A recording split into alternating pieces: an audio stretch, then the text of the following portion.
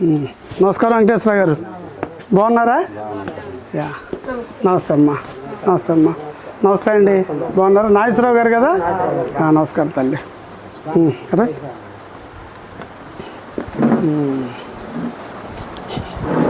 ఇప్పుడు మీకు కుటుంబానికి మన వెంకటేశ్వరరావు గారి ఆధారమా? మీరే కష్టపడి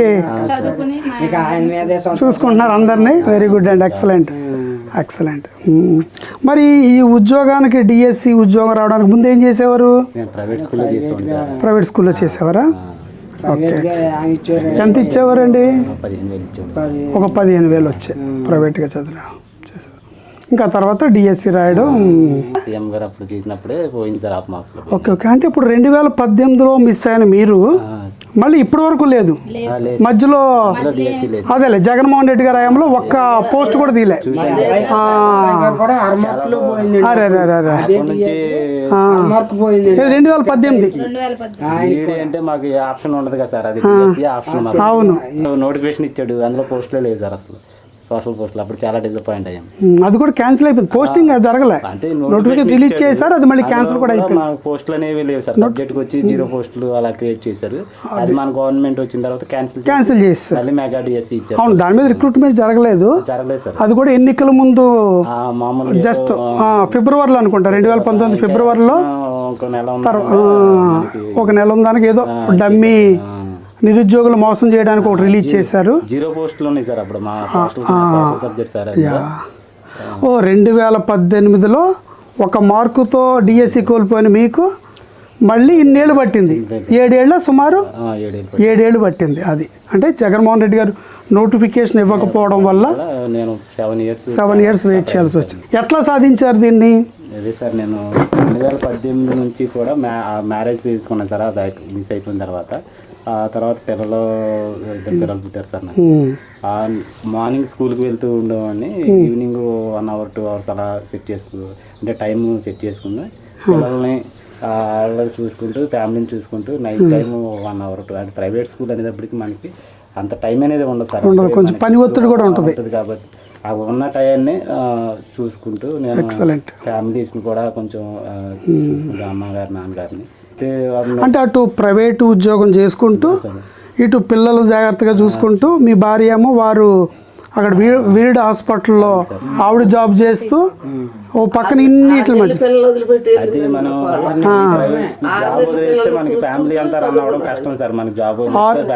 6 నెలల పిల్లలను చూసుకుంటూ నైట్ డ్యూటీలకి వెళ్ళేవారు ఆవిడ.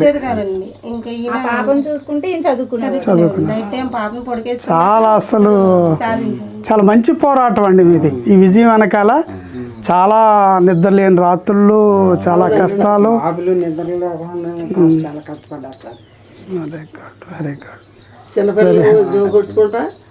చదువుకుంటా పుస్తకాల మీద నిద్రపోయాడు. జాబ్ అనేది మా జనరేషన్ మార్చింది సార్, మీ జనరేషన్ మార్చింది ఫ్యామిలీకి మొత్తం, ఫ్యామిలీ పిల్లలకి. మాకు పండగ వచ్చింది బాబు. మాకు బాగా గుర్తండి, ఆ డిఈసి అవుతున్న సందర్భంలో కూడా ఆ యొక్క ప్రాసెస్ని ఎలా చేస్తున్నాం ఏంటి అనేది లోకేష్ అన్న గారు వారి యొక్క ఒక పట్టుదల, ఒక దీక్ష. ఎందుకంటే నోటిఫికేషన్ వచ్చిన 150 రోజుల్లో మొత్తం ప్రక్రియ పూర్తి చేశారు. జగన్మోహన్ రెడ్డి గారు కేసు మీద కేసు దాదాపు 200 కేసులు దాని మీద పైచిలుకు వేస్తే కేసులు చిక్కుముడులన్నీ విప్పుకుంటూ వచ్చి ఒక చాలా పారదర్శకంగా ఆ ప్రక్రియని చేపట్టారు. కాబట్టి ఈ రోజున వెంకటేశ్వరరావు గారు లాంటి మీలాంటి ఒక దళిత కుటుంబంలో పుట్టిన ఒక సాధారణమైన కష్టజీవిని ఈ విజయం వరించింది. ఇది నిజంగా అమ్మా వెరీ గుడ్. ఈ తరం మారిపోయింది కదా తల్లి. ఇప్పుడు మీరు కూలీ నాలి చేసుకుని మనం బతికాము, మన పిల్లలు కూడా ఇంచుమించు అదే పరిస్థితి. ఆయనకు ఇప్పుడు వెంకటేశ్వరరావు గారికి ఒక ప్రభుత్వ ఉద్యోగం డిఎస్సిలో టీచర్ అవడం వల్ల ఆయన చుట్టుపక్కల మీరు వాళ్ళ పిల్లలు మొత్తం మన జీవన విధానం మారిపోద్ది కదా, మారిపోయింది కదా. ఆయన ఒక్కడ కష్టం, ప్రభుత్వం యొక్క గొప్ప చేసిన అవకాశం. ఇప్పుడు మీరు నాదొక మా ప్రశ్న వెంకటేశ్వరరావు గారు, ఇప్పుడు మీరే అన్నారు 2018లో నాకు 1 మార్కుతో నేను విజయం దగ్గరికి వచ్చి కోల్పోయాను అని. అంటే మళ్ళీ మీరు ఆ విజయాన్ని రావడానికి సుమారు 2019, 20, 21, 22, 23, 24 అంటే 25లో అంటే సుమారు 7 సంవత్సరాల ఎదురుచూపులు 7 సంవత్సరాల కష్టం ఇదంతా దాగి ఉంది కదా. మరి అదే జగన్మోహన్ రెడ్డి ఇప్పుడు మీరు చేసిన నియామకం తనేం చేయలేదు, ఒక్క పోస్ట్ కూడా తీయలేదు, నోటిఫికేషన్ లేదు. మీలాంటి ఎదురు చూస్తున్న చాలామంది నిరుద్యోగుల కడుపు కొట్టారు, వాళ్ళ కన్నీళ్ళకి కారణమయ్యాడు. మళ్ళీ ఇప్పుడు అతనే డిఎస్సి నియామకమే తప్పుడు తడక అని దాని మీద ఒక ఉద్యమం చేస్తున్నాడు. మీ ఆలోచన ఏమనిపిస్తుంది అది చూసినప్పుడు? జగన్మోహన్ రెడ్డి చేస్తున్న ఈ దొంగ దీక్షలు వీటిని చూసినప్పుడు మీకు ఏమనిపిస్తుంది? అంటే నేను రాత్రి పగల కష్టపడి చదివి నా ఫలితాన్ని అవమానించిన, అంటే నేను కష్టపడి అవమానించినట్టేనే సార్ నేను. ఎందుకంటే నా చిన్నప్పటి నుంచి మా నాన్నగారు కోరిక అది నెరవేరిన తర్వాత కూడా నేను 10 సంవత్సరాలు అంటే అలా కష్టపడిన తర్వాత కూడా మళ్ళీ జాబ్లో జాయిన్ అయ్యి 10 నెలలు అయిపోయింది. 10 నెలల తర్వాత కూడా నువ్వు కరెక్ట్ మార్గంలో రాలేదు అంటే చాలా నిద్రపట్టిన రోజులు కూడా ఉన్నాయి సార్, 2-3 రోజులు బట్టి. ఎందుకంటే మేము కష్టపడి చదువుకుని రూపాయి కూడా ఎవరికి ఇవ్వలేని పరిస్థితిలో ఉన్న పొజిషన్లో జాబ్ వచ్చింది.